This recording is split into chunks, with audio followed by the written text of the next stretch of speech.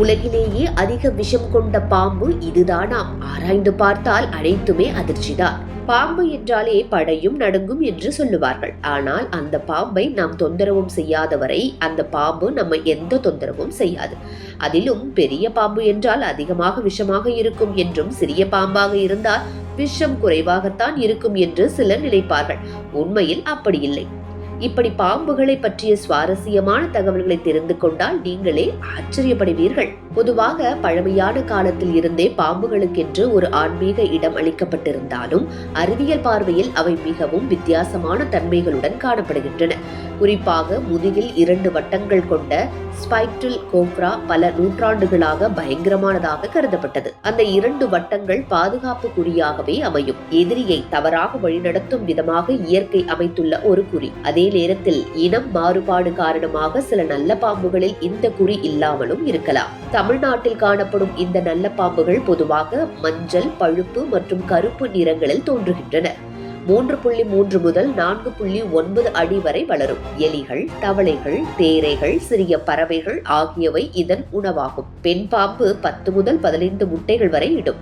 அவற்றை 60 முதல் 70 நாட்கள் பாதுகாக்கும். முட்டை உடைந்து வெளிவரும் குட்டி பாம்பு முழுமையாக வளர்ந்த நஞ்சு பற்களுடன் வெளிவருவது அதன் மிகப்பெரிய தன்மையாகும். பெரிய பாம்பு எதிரியின் உருவத்திற்கு ஏற்ப நஞ்சை குறைத்து அல்லது அதிகரித்து விடும். ஆனால் புதிதாக வெளிவரும் பாம்பு ஒரே தடவையில் முழு நஞ்சையும் வெளியிடும்.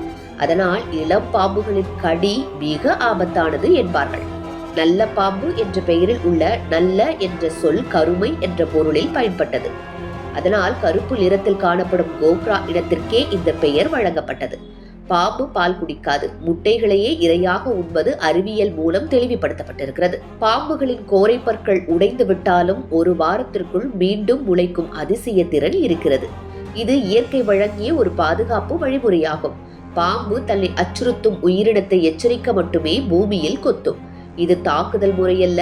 இந்த நுண்ணிய இயல்புகள் அறிவியல் ஆய்வுகளில் தெளிவாக காட்டப்படுகின்றன. மக்கள் நம்பிக்கைகளில் குறிப்பிடப்படும் பூநாகம் அல்லது வெள்ளை நாகம் என்பது அறிவியல் ரீதியாக ஒரு தனி இனம் அல்ல. சில பாம்புகளில் அல்பானிசம் எனப்படும் மெலனின் குறைபாடு அல்லது லுசின் எனப்படும் தோல் நிற மாற்றம் ஏற்படுவதால் அவை வெள்ளை நிறத்தில் தோன்றுகின்றன. இதுவே சிலர் மந்திர சக்தி பெற்ற நாகம் என்று தவறாக நம்ப காரணமாகியுள்ளது. உண்மையில் இது இயற்கையின் மரபணு மாற்றமே.